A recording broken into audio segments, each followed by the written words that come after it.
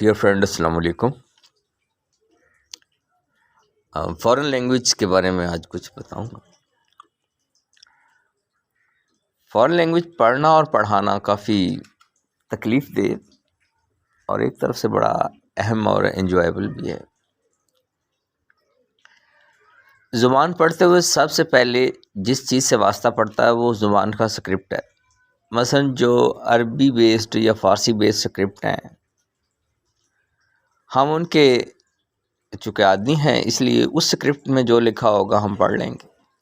لیکن Indic scripts جیسے دیوناگری وغیرہ ہے یا شامکھی ہے یا لپی ہندی ہے، یہ سکرپٹ اگر آپ کو نہیں آتا تو آپ کے کئی ماہ کئی سال صرف اس کی سکرپٹ کی پیچیدگیوں کو سمجھتے ہوئے، اس کو لکھتے ہوئے، اس کی ہینڈ رائٹنگ سے یوزڈ ہوتے ہوئے لگ جائیں گے، آپ کو بہت سا وقت انرجی لگ جائے گی۔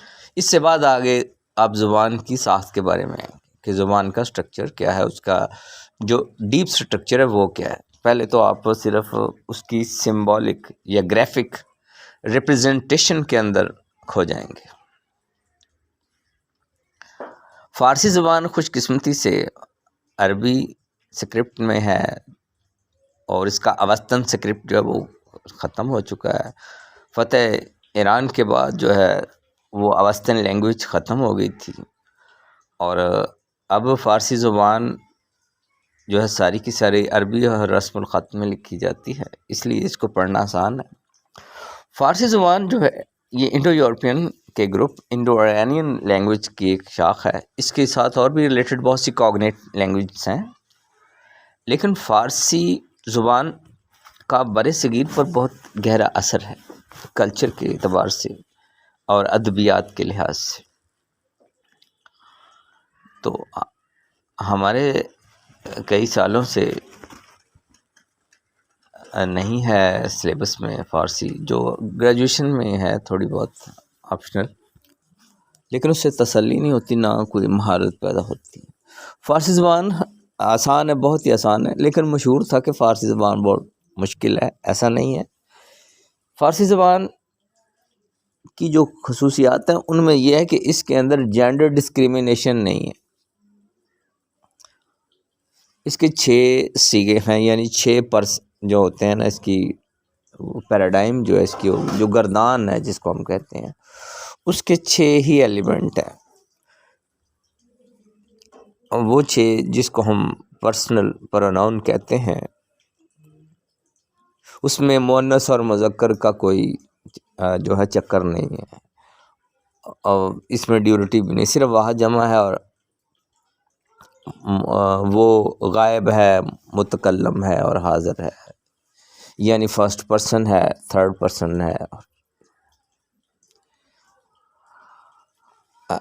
یہ پرسن کا معاملہ جو ہے زبان کا جو ہے نا، اس کی پیراڈائم اور گردان کو آسان بنا دیتا ہے۔ اس کے بعد سکرپٹ اور کے بعد جب ہم دیکھتے ہیں نا زبان کی دیگر مشکلات کیا ہیں، اس میں یہ جینڈر اور اس کی واحد جمع یہ ہوتی ہے۔ اس کے بعد irregular verbs ہوتے ہیں۔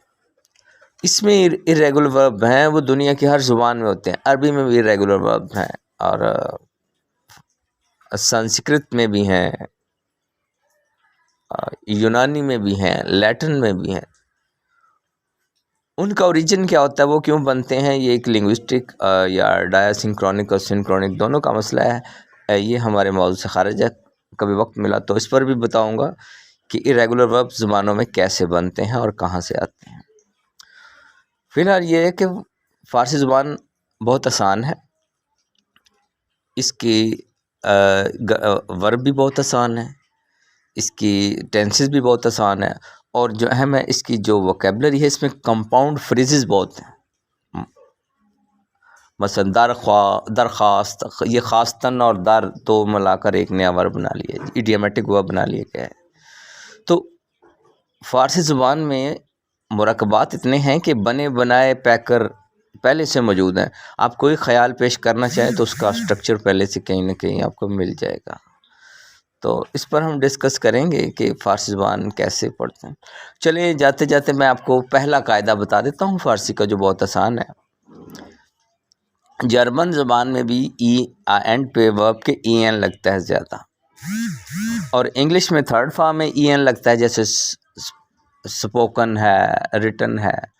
فارسی میں یہ ہے کہ ہر جو انفینیٹیو ہے، جو ورب کی پہلی فارم ہے، اس کے آخر پہ تے اور نون ہوتا ہے، جس کو تن کہتے ہیں گرامر دان، یا دال اور نون ہوتا ہے جس کو دن کہتے ہیں، جیسے گفتن بولنا، رفتن جانا، آمدن آنا، نوشیدن پینا، خوابیدن سونا۔ تو آپ ورب کی پوری لسٹ دیکھ لیں انفینیٹیو میں، یا تو انفینیٹیو کی پہچان کا آسان طریقہ ہے، یا تن لگا ہوگا اس کے اینڈ پہ یا دان لگا ہوگا۔ جب آپ کو یہ یاد ہو جائے گا تو پھر اس کے آگے نیکسٹ اسٹیپ شروع ہوگا۔ بہت شکریہ، thank you very much. Please subscribe to my YouTube channel and press the bell icon and miss another updates.